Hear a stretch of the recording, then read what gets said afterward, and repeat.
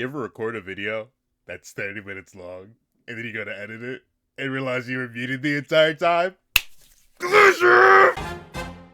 What's up, guys? That guy with a pencil here. In fact, number two, have it on me. Keep it on me at all times. And in fact, I already reviewed this. I'm giving it 10 minutes. I'm literally, hold on. I'm starting the timer, right? I'm giving it 10 minutes. Chapter 259. I'm going to vote on it. I'm not recording. I'm nettled. I'm not nettled of the chapter. Actually, I actually do like the chapter. So this is gonna be a weird, more like unconventional review, but I'm not. So let me start this 10-minute timer right now. Boom. All right, so we have chapter 259 of Sakamoto Days, known as Bandman. Now, I will readily admit I'm much more interested in the back half of this chapter than I am the front half of this chapter, because obviously a lot of things happen in the front of this chapter. Kippei is down and out, but not necessarily down and gone. Notably, we do get to see the whole idea of what Tenkyu has evolved into, right? Naturally, I don't even like fully have context for my initial opinion on Tenkyu. I just knew he kind of fed into the whole, man, Shin, you're really strong, man. I kind of don't like that. But in terms of Tenkyu as a character, he has evolved in a very distinct way, right? Where he's like, I don't really feel like catching bodies no more, and that's very interesting for a character like Tenkyu, right? Because notably, Tenkyu as a character was entirely wrapped up in this idea of, hey, you know, I'm good at one thing, and that's one thing that I know how to do, so I'm gonna keep doing it. In fact, Uzuki, you ain't really moving like we should be moving, so let's move this certain way. And then he was kicked out from the order for that. So seeing Tenkyu be allowed to, you know, develop in this way, based on the idea that Shin very specifically didn't hate him, couldn't bring himself to hate him, and then couldn't remove himself from the scenario. And Tenkyu not necessarily understanding that, but ultimately finding himself in the position to do it, and doing it literally on instinct, right? Because he literally says it's unsatisfying to not get people up out of here, but I did it just because I felt like this was the right thing to do. But I just don't get it. I like that. I like it for characters like Tenkyu's ilk, who are extremely powerful, extremely skilled, extremely one-track minded, right? And seeing him rationalize that and sort of go in a different direction, really cool stuff. I actually really like it for the character. I had a whole like 5-minute diatribe. I like it for the character, but this, that, and the third. And then, of course, obviously, Kippei's still alive. no duh. While this did end the fight, yeah, it makes absolute sense that he'd probably survive it. Sakamoto Days, especially with the pathway that it was taking Tenkyu, there was like no way that Kippei was actually going to perish. Same thing for ultimately Maifuyu and Natsuki and literally everyone here. Obviously, the whole point is that these characters aren't going to slaughter each other. I think the only unfortunate thing is, like, they don't seemingly plan to do anything with these characters. It is sort of an anticlimactic end, but at the same time, I kind of get it. We've run out of antagonists. Kippei was one of them, and then very specifically by the end of this fight, he is not an antagonist anymore. He's kind of just chilling and is done. And ultimately, like, I don't think we're gonna get any elaboration on the backstory of Shiina and Kippei, which is like fine, legally speaking. It's not like a bad thing, but these two, like the wrap up of the whole brothers archetype sort of being like not overwritten, but merged with this narrative about like Tenkyu and his development based off of Shin. It's fine. I think I like it more than I don't like it. But it does feel a little bit messy, especially since, just like I kind of mentioned with her final fight in the series being against a nameless random kid, Natsuki and Maifuyu do get a better final fight in the series. They get a good final fight against Kippei, but they couldn't take him down on his own. And like Maifuyu wasn't even involved in the final interaction. It was Natsuki and Tenkyu teaming up. And, like it's messy. It's messy, but I still do like it. So it's like weird. I have very mixed emotions about it. Obviously, once Sakamoto Days is over, and probably not even before it's over, probably once we get to the Sakamoto versus Suzuki final fight, I'll definitely go over my thoughts on like the whole structure of the narrative, because it does feel a little bit messy. But obviously, this whole back half of the chapter is building up towards Shin, and very specifically, even Kippei ending the back half of the chapter being like, this guy Shin must really be something. I kind of want to meet him myself now. And that is nice, right? As much as I've been very anti-Shin in terms of like, hey, buddy, you should not be anywhere near as cracked as you are. I still do like his impact on the narrative. In many ways, he's had just as much, if not more, and broader impact on the universe than Sakamoto has. Which, once again, is kind of like a weird narrative balancing things, and Sakamoto is a titular character, and Shin's just the dude who acts. But regardless, I do like that we see all these different characters have their reactions and their impact and how they deal with the world based on Shin and their interactions with him. I love it when characters have ripple effects. It's one of my favorite things to do. It's one of my favorite things to write in my own narratives, whether they're the fan fiction or like the actual story I'm writing. I always try to make sure that, hey, if action A happens, there's not just going to be a reaction in character B from action A, but there's going to be reaction in character B, C, D, E, G, and F because major things are happening. And Shin is that major, he's that major stone that's thrown into the water to make everything ripple. And I think that's fantastic. But actually moving on to Shin, yeah, it seems like his final fight in the series will actually just be against Tanabata.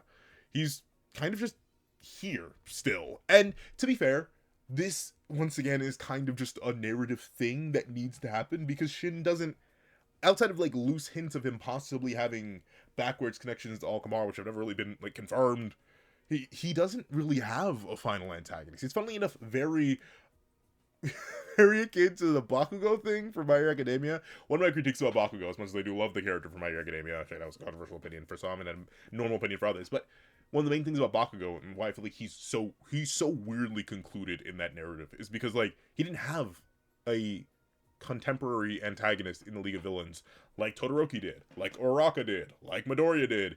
So he got all for one. It was like fine, but it felt really random in many ways, even if I can like do the thematic links and explain why all for one being taken down by Bakugo makes it like it makes sense, but it wasn't a dynamic that's built up or played with or established out the narrative. Shin is fighting Tanabata because Tanabata's here and Shin doesn't have anybody else because ultimately we're already kind of overstuffing Uzuki because he needs to be Sakamoto's final antagonist, but also Naguma needs to have some play into that because of the whole Rion stuff. And Shin, like I said, outside the loose connections to maybe Alkamar things kind of sort of from a horror misstatement from forever ago now, back in the museum arc, it doesn't exist. It's not real. there's nothing tangible there. So yeah, he's fighting Tanabata.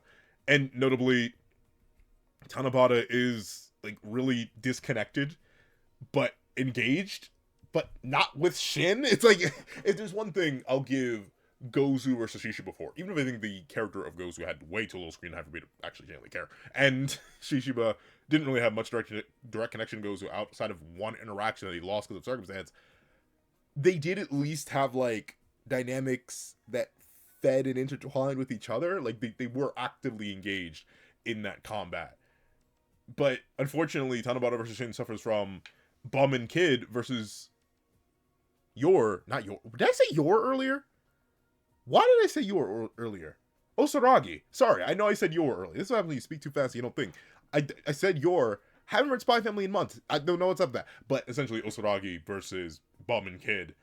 Shin versus Tanabata is running into that same issue where, like, yeah, Tanabata is able to, like, bring a particular emotion out of Shin. And it's cool to see, you know, Shin. I believe this is him using the glove? Or this is some sort of reaction. No, I think they're just breaking through the board, causing a sparking reaction. As Shin gets angry and indignant over Tanabata's like disregard for human life, and more so using it as a tool for inspiration and development. And like, it's fine. It's fine. Once again, I just don't. it's one of those rare issues where Tanabata he can't pull a Kibe. Well, no, I can't say can't. Because Kipe was definitely a character when introduced, I was like, I'm not gonna care about this character, but I actually really, really like Kipe. So I'm not gonna sit here and lie to you and say that I don't think Suzuki Sensei could do something with Tanabata that's gonna make me really, really love the character. But I don't know. It feels very, very random and disconnected, even if it does work, right? Kind of like how I mentioned earlier on with Tenkyu, like him interfering with the battle of siblings here. It technically does make sense. It's a good way to show the ripple effects of Shin, and it's not bad. And ultimately, it ends in a way that I think makes sense for all characters involved. But Shin versus Tanabata, especially if this is meant to be his final fight in the narrative, it will, just as I feel a little bit underwhelmed by the ending of Kipe versus Natsuki and Maifuyu, and I should say Shiina and Kipe versus Natsuki and Maifuyu, it's just that my boy Kipe carried. But with it being the case, it's iffy, right? I don't know how much character work Suzuki Sensei can do to make this be an emotional final battle for Shin. Not even like to the same degree that Gozu versus Shishiba was. Because once again, these characters don't have any chemistry. They hadn't had any interactions till this point. And I mean, it's fine. It's fine. Shin needs somebody to fight. But like, outside of the whole thematics of Shin cherishing life and certain members of the Order not cherishing life at all, or cherishing it in different ways. Like that's the interesting parallel I'm assuming we're going for here, where Shin cherishes life based on like his experience with Sakamoto and his understanding of the world so far. Meanwhile, Tanabata cherishes life for the inspiration it can create in his music and his art. Interesting enough. It's like it's very blasé. Like not anything I'm freaking and geeking over, which is fine. I don't have to freak and geek over everything, but it's crazy to think that our character Shin, who is so fundamentally important, does have this presumably as his final battle, unless he really is gonna somehow get his licks in on Uzuki. But overall, that's all I got. That's all I got. I'm sorry, this shouldn't happen again. I'm now going to. I haven't had this happen. This has happened before. Me recording, and I'm literally out of time. 3, 2, 1. Yeah, I'm out of time. But this has happened before. I have done this before, but notably I'll catch it, right? Like there are times where I'll like record a video, quickly go to edit it, and then export it while I'm recording another video. But whenever I go to edit something, I typically try to mute. I try to like turn my headphones down and mute my mic so I can like just make sure I'm getting all the audio directly. But I haven't gone through an entire video. It's so long. Even your videos are 30 minutes plus. Sorry. But if you made all the way to this video, please do me a favor and leave striking chord. Yeah, I think that works. Striking chord in the comment section down below. One of the things with watching is to leave a like, share, comment, and subscribe. Make sure that you saw no fingers. Comment, share, like, subscribe. Make sure you hit that link to notifications so you don't miss out on any videos that come with the channel. Also, you can have a Patreon down below. You support me for as low as $1 a month to get things like exclusive videos, the content, and more. Also, now become a member of the channel for as low as $3 a month to get the same perks and more. Those perks include the live reactions, so this year's Emperor review, ad reactions to all my videos, early ad reactions to all my videos, early ad reactions, not just all my videos on the main channel, but all my videos on the second channel, like livereaction. Link in the description down below, along with the link to my Twitch, where I stream every Friday, 8 p.m. East Sizzle. This is like my Twitch stuff working again. On top of that, I do have a link to my code down below. You draw 5 views in a short video, 20 views long video, or any views at all. Any support is always greatly appreciated. Now, I want to thank you guys so much for watching. I hope you guys have a wonderful day. This is that guy with the pencil, writing off.